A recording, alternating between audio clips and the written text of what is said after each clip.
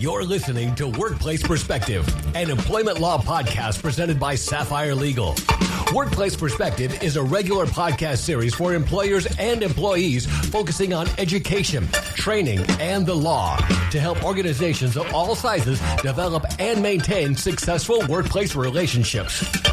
The opinions expressed by guests on Workplace Perspective do not necessarily reflect those of Sapphire Legal or its attorneys and should not be considered legal advice. And now, here's your host, founder and principal attorney at Sapphire Legal, Teresa McQueen. Thank you, James, and welcome everyone to Workplace Perspective, where we are striving to raise the bar at workplaces everywhere. Today, we're talking with author and professor Dr. Stephen Mintz about ethics in the workplace. They call Dr. Mintz the ethics sage, and I can't wait to hear what sage advice, yes, I went there, he has to share with us on this very timely topic. It's going to be a great show. Don't go away. We'll be right back. The opinions expressed by guests on Workplace Perspective do not necessarily reflect those of Sapphire Legal or its attorneys and should not be considered legal advice. You're listening to Workplace Perspective, an employment law podcast presented by Sapphire Legal. Welcome back to our listeners, and welcome to Workplace Perspective, Dr. Mintz. Thank you for having me. We're super excited. But before we get started, let's do what we normally do and have you tell our listeners a little bit about what you do, who you are, and what you do. Well, thank you. You mentioned I write under the name Ethics Sage, which basically is my way of saying I've accumulated a lot of wisdom over the years, or at least I'd like to think so, with respect to ethics, having taught it at the university level for 30-plus years and consulted with some companies on ethics issues. And I just published a book on ethics that deals with happiness and meaning in life and how being an ethical person can improve your personal relationships, workplace interactions, and our lives on social media. That's great. I totally agree with that. It's difficult, but it always feels good to do the ethical thing, to do the right thing.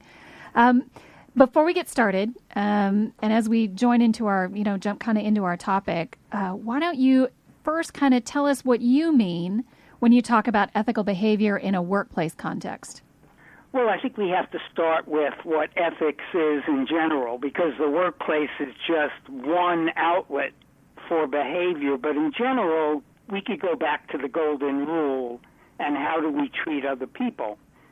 Most people would agree that being kind, compassionate, fair-minded, respectful of others are good ways to act, ethical ways to act.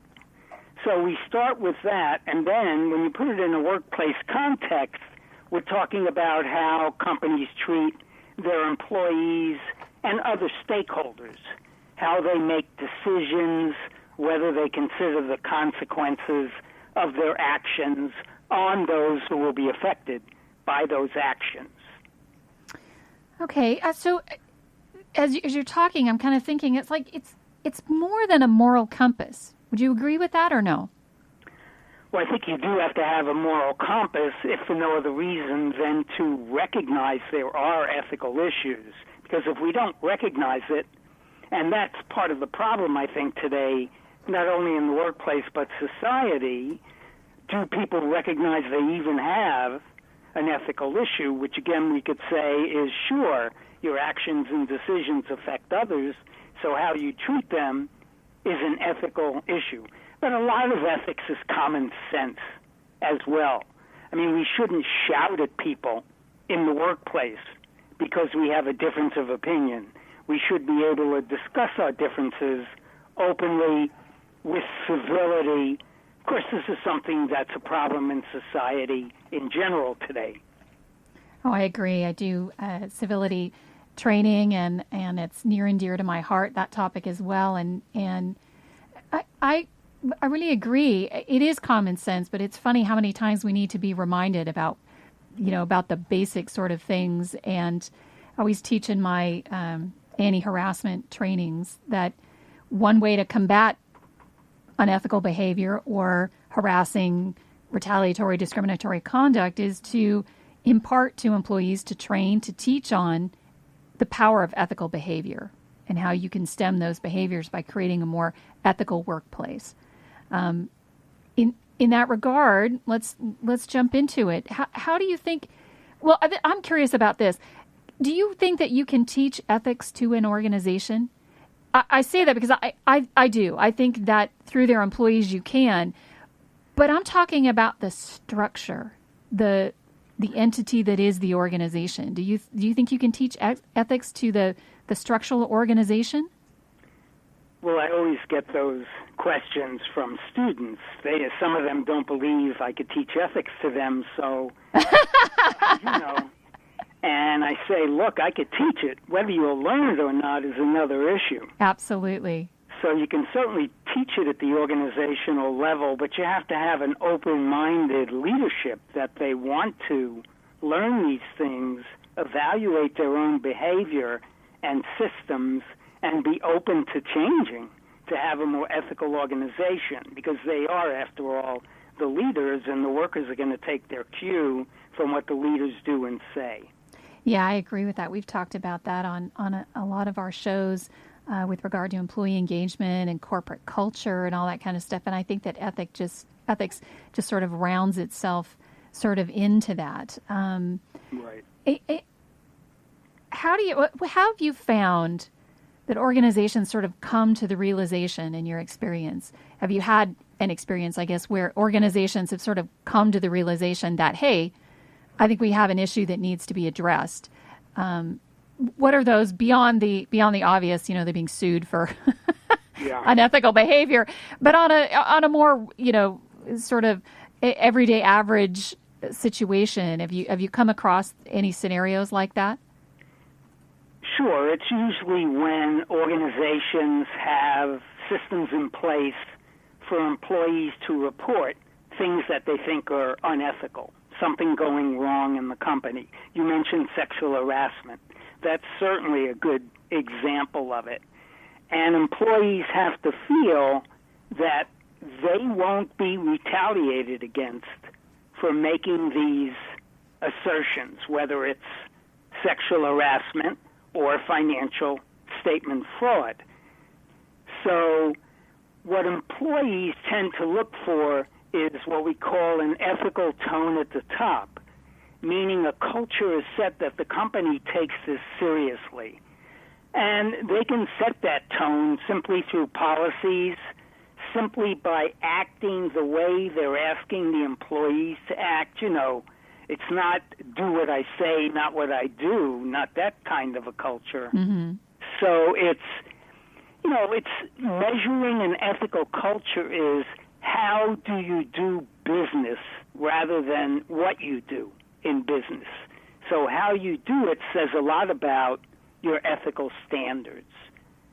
And absolutely, companies can come to that realization, but it usually means they have ethical leaders at the top. Yeah, I agree. You and I think, ascribe to sort of the same philosophy that ethics really comes down to kind of what you do when nobody's watching. Right. And I think that even though for organizations, they think people are always watching, but I don't think that's the case. Do you?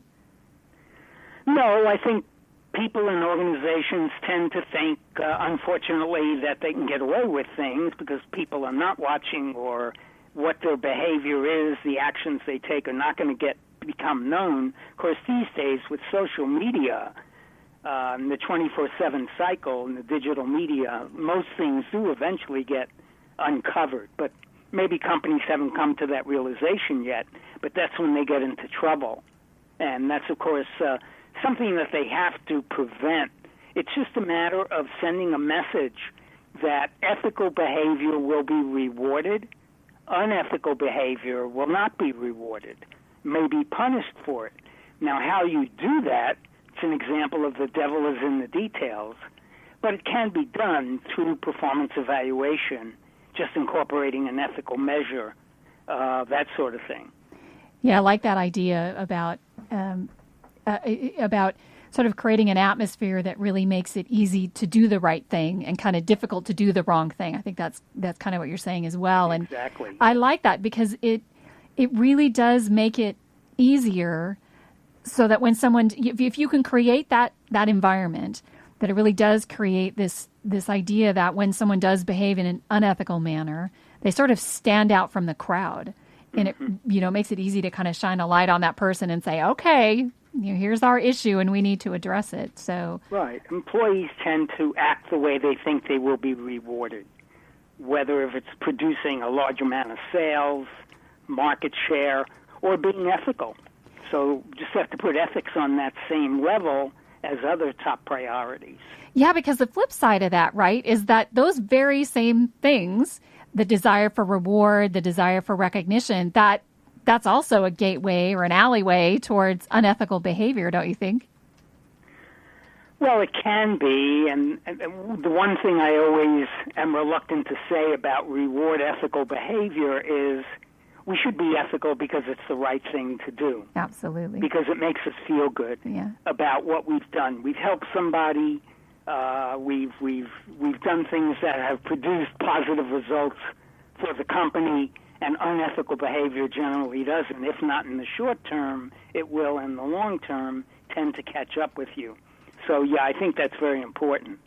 I read this survey that said that companies that when a company sort of values ethical performance, that misconduct is lowered, which as I've already said, I kind of ascribe to that because I think that's a way to get rid of unwanted risk sort of behaviors. But I think the survey was something like 20% of the workers, had reported seeing misconduct in companies with strong ethical cultures compared to 88% who witnessed wrongdoing in companies with ethically weak cultures.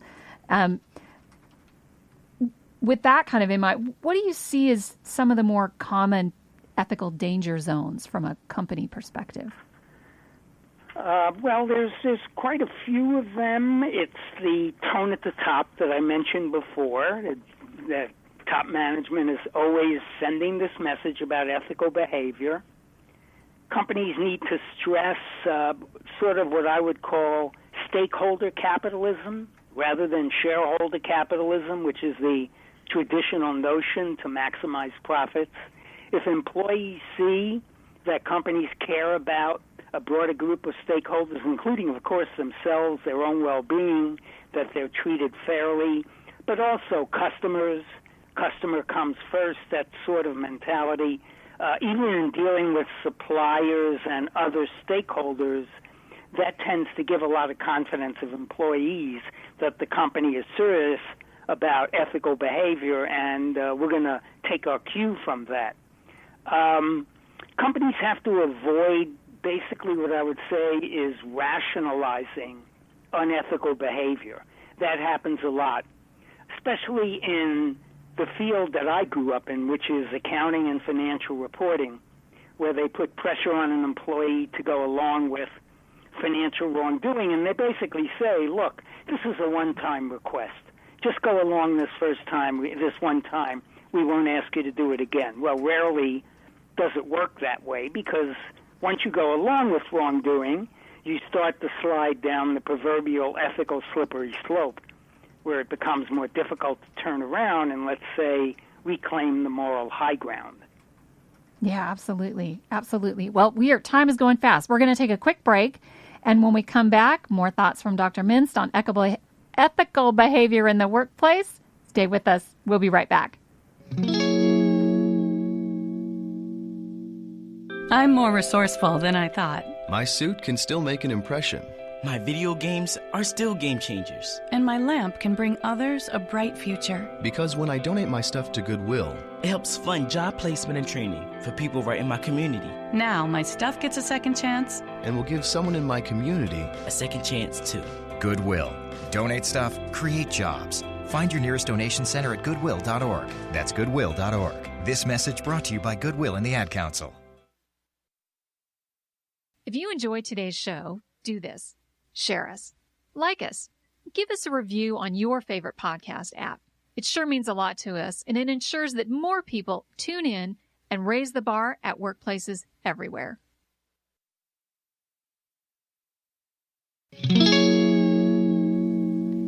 Welcome back, everyone. We're talking about ethical behavior in the workplace with author and professor Dr. Stephen Mintz.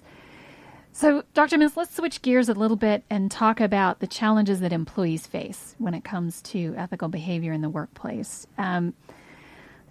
Start out by telling me, if you can, what your experience has been as some of the more difficult scenarios involving employees that you've uncovered or been exposed to over the years. The one that I would say that stands out the most is when their superior does something wrong and they struggle over how to report it. Nobody wants to tattletale on their superior. We like to think we're loyal. And employees worry about what's going to happen to them. There's an expression, kill the messenger. Yeah. So the employee is the messenger. Hey, look, this person stole money from the company or is padding his or her expense account and being reimbursed for non-employee expenses. Should I report it to the head of accounting or whoever? There's real fear there that they will suffer the consequences. I get a lot of emails from employees who send me confidential questions, and I try to help them, and that's clearly number one. And, of course, companies have to say that they want these things to be reported. They want to take action. They don't want somebody stealing from them in a position of trust. Maybe they set up an anonymous hotline. That oftentimes works with whistleblowing in general. So it's the retaliation factor. Another thing that I hear from time to time is employees or an employee group will complete a project. They'll do some work. They'll hand a report to their superior who they are doing the work for, and he or she will take credit for the employee's work. That's so terrible, I hear. I hate that. Yeah, they hate that. They're beside themselves. They don't know what to do. They just know it's wrong. But there again, if you have a superior who does these sort of things, you're going to say to yourself, what will he or she do if I report them? So again, it comes back to the company culture and wanting these things to be reported so corrective action can be taken. The other item I'd mention is there's a lot of confusion out there for employees about what are the rules of the road with social media. Can they use social media at work? When can they use it? What can an employer do to monitor their behavior and their activities? The rules really have not caught up with the technology, and some companies have no social media policies or established social media ethics. So they're confused. They just don't know what can and cannot be done. So that's about the third one, I would say, that I hear the most of. Yeah, the social media is interesting. So I've been litigating during my career when it was sort of the advent of social media and it becoming such a big part of the workplace. And it really was confusing for everyone, both the employers and the employees, because you're right, nobody knew what was going on. The technology far outweighed everybody's getting up to speed on it. I do think it's getting better. It's getting easier.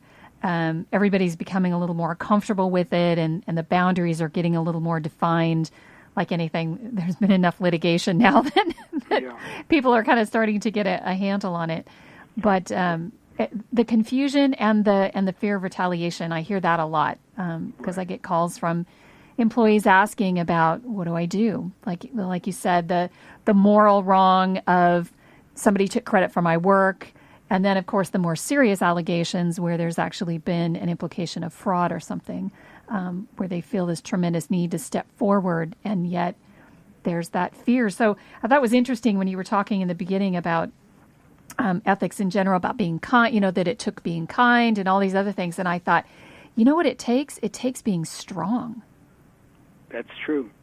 Because it takes a lot to really face. I mean, it's easy for us to talk about, but boy, when you're in that situation, it's really tough. Right. To sort of stand up. Tell me, in your opinion, what do you think employees can do to help improve the standards of ethics at their organization beyond the alerting and using the hotlines and those sorts of things? But what's in their control, you think, do you think that they can actually help to make a positive impact? I always tell them to find somebody at work who they really respect and can go to for advice, because it's always a good thing to run your ideas by somebody before you take an action or report something. Now, that may be easier said than done, but, a lot of organizations do have people who can advise on actions. It may be formal or informal. So that's very important. I think of all the things that I say to employees is to remember this one thing, which is it takes a long time to build a reputation for trust, but not very long to destroy it.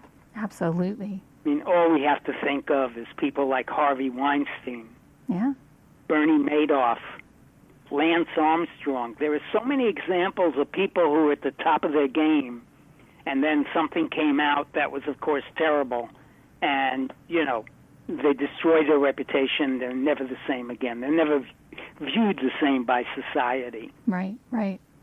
So ethics is a long-term commitment. Sure, I may be able to do something, get away with it, maybe even profit. But in the long run, even if it doesn't come out, what am I going to do? Continue to go down this road? What if somebody does find out and then they question me? My whole reputation is gone. Trust is essential in business. If you can't trust employees to do the right thing, then you can't trust them to do anything. Yeah, I always talk about that in my ethics trainings, the fact that, while in your personal life, you may not really care what people think of you, which is great if you can get to that point. But in business, you have to care. It matters what people think of you. If you want to get ahead, if you want to have a good reputation, then it really does matter. And I think ethics plays a huge part of that. Credibility is everything. Your word really is your bond, as kind of corny as it sounds, but I think that's true. It is true. Where do you think, can you pinpoint a time where you think that ethics really started to sort of become an awareness issue for organizations and employees alike? Oh, gee, that's a great question. It's so hard. I think a lot of people feel it's a relatively new phenomenon. I don't agree with that. I think we've been losing our moral compass over a long period of time now. We could go back to the fact that ethics is, for the most part, it's not taught in schools anymore. Kids in the younger grades where they're most impressionable, they're not getting it. That's partly because teachers don't want to feel like they're moralizing. They may be afraid of what they say. It may be taken the wrong way, or a parent complains that somehow it's religious instruction. Mm-hmm. And talking about religious instruction, most people are not as religious today as they were, so they're not getting it at school. They're not getting it through religious practices, probably not being talked about at home. There are very few role models around these days. I remember when I grew up, there were a lot. It was even on TV. A lot of those old shows always had an ethical message. Right. Far from the truth today. So I think that's been the evolution of the culture, that it's just been devalued over time, and we've sort of normalized unethical behavior. Incivility has become normalized. How many times we see that on TV, cable news, wherever you want to look. So there are no positive examples, or very few, of why ethics is important, why an individual or an organization should be ethical, except, as you say, after they've done the deed. And they're having to, pay the price, and all of a sudden ethics is important. Let's develop a code of ethics. Let's do this. Let's do that. You have to be proactive with ethics, not reactive, to get the positive result. Yeah, I agree with all that. It's such an interesting. I love this topic. It's we could go on and on, but as we wrap up for today, can you sort of give us maybe some tips, a cautionary tale, some words of wisdom, or maybe your thoughts for the future on this idea of ethics in the workplace? Sure. I think one thing I always tell students, employees, think before you act. Always have it in the back of your mind that you should live by the mantra, do no harm, harm nobody by your actions. This is all one of three things. So this is thinking before acting, doing no harm, and considering the consequences of your decision. So I even tell my students and employees, let's say you just had a negative encounter with somebody in the workplace. You want to set off, you want to go to your computer, go to social media, send off this insulting tweet. Oh, it's going to feel so good, though. I know. That's exactly my point. So I tell them to send that tweet to themselves in an email communication, sleep on it overnight, and then if you feel the same way, go ahead and do it. But a lot of people, they change their mind because cooler heads will prevail. I love it because most of the time they tell you, type it up and leave it. But what you're saying is you get that great satisfaction of hitting the send button, which is really what you want to do, but you're sending it to yourself. So that's awesome. I love that. I love that piece of advice. Well, that's our show for today. And Dr. Mintz, I want to thank you so much for joining us today and for sharing your insights and your sage advice on ethics. We really appreciate it. It's been a pleasure. If you want to learn more about Professor Mintz and his new book, Unhappiness and Meaning, Transforming Your Life Through Ethical Behavior, that's it. You can find information on Dr. Mintz on his website at StephenMintzEthics.com. You can also connect to Dr. Mintz via our website at SaffireLegal.com/podcast and clicking on episode 31. Dr. Mintz, let me just spell out that last name because I don't want anybody to not be able to find you. It's STEVENMINTZ ethics.com. Right. I want to also thank our listeners. Thank you. I want to also thank our listeners, my radio angels, James and the Knave at Night, and Workplace Perspectives team extraordinaire, engineer and producer Paul Roberts, our associate producer Michelle Hardy, with music provided by the very talented Stephen Versaloni. Thank you all for joining us on Workplace Perspective, and until next time, keep raising the bar.